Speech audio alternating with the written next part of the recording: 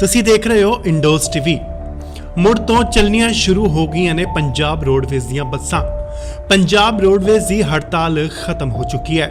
ਸਰਕਾਰ ਵੱਲੋਂ roadways union ਦੀਆਂ ਮੰਗਾਂ ਨੂੰ ਮਨਜ਼ੂਰ ਕਰ ਲਿਆ ਗਿਆ ਕਿਉਂਕਿ ਹੜਤਾਲ ਕਰਕੇ ਪੰਜਾਬ ਦੇ ਮੁਸਾਫਰਾਂ ਨੂੰ ਬਹੁਤ ਹੀ ਮੁਸ਼ਕਿਲਾਂ ਦਾ ਸਾਹਮਣਾ ਕਰਨਾ ਪੈ ਰਿਹਾ ਸੀ। ਪੰਜਾਬ ਦੇ ਮੁੱਖ ਮੰਤਰੀ ਤੇ ਟਰਾਂਸਪੋਰਟ ਵਿਭਾਗ ਨੇ ਸੂਬੇ ਦੇ ਪੰਜਾਬ ਰੋਡਵੇਜ਼ ਪਨ ਬੱਸ PRTC ਕੰਟਰੈਕਟ ਵਰਕਰ ਯੂਨੀਅਨ ਦੀਆਂ ਮੰਗਾਂ ਨੂੰ ਸਵੀਕਾਰ ਕਰ ਲਿਆ। ਇਸ ਸੰਬੰਧੀ ਅੱਜ ਮੁੱਖ ਮੰਤਰੀ ਦਫ਼ਤਰ 'ਚ ਹੋਈ ਬੈਠਕ 'ਚ ਫੈਸਲਾ ਲਿਆ ਗਿਆ। ਮੀਟਿੰਗ 'ਚ ਫੈਸਲਾ ਲਿਆ ਗਿਆ ਕਿ ਪ੍ਰਿਤਪਾਲ ਸਿੰਘ ਵਿਰੁੱਧ ਜਾਂਚ ਢੰਗ ਦੇ ਨਾਲ ਕਰਵਾਈ ਜਾਵੇ। ਰੋਡਵੇਜ਼ ਦੀ ਅਗਲੀ ਮੀਟਿੰਗ 12 ਦਸੰਬਰ ਨੂੰ ਹੋਵੇਗੀ। ਤੁਹਾਨੂੰ ਦੱਸ ਦਈਏ, ਦਰਅਸਲ ਚੰਡੀਗੜ੍ਹ ਤੋਂ ਬਟਾਲੇ ਲੈ ਜਾ ਰਹੇ ਬੱਸ ਕੰਡਕਟਰ ਨੇ ਪ੍ਰਵਾਸੀ ਮਜ਼ਦੂਰ ਦੀ ਟਿਕਟ ਨਹੀਂ ਕੱਟੀ ਸੀ ਤੇ ਜਦੋਂ ਚੈਕਰ ਬੱਸ ਦੇ ਵਿੱਚ ਚੜ੍ਹਦਾ ਹੈ ਤਾਂ ਕੰਡਕਟਰ ਦੀ ਗਲਤੀ ਨੂੰ ਮੰਨਦਿਆਂ ਉਸ ਨੂੰ ਨੌਕਰੀ ਤੋਂ ਕੱਢ ਦਿੱਤਾ ਜਾਂਦਾ ਹੈ।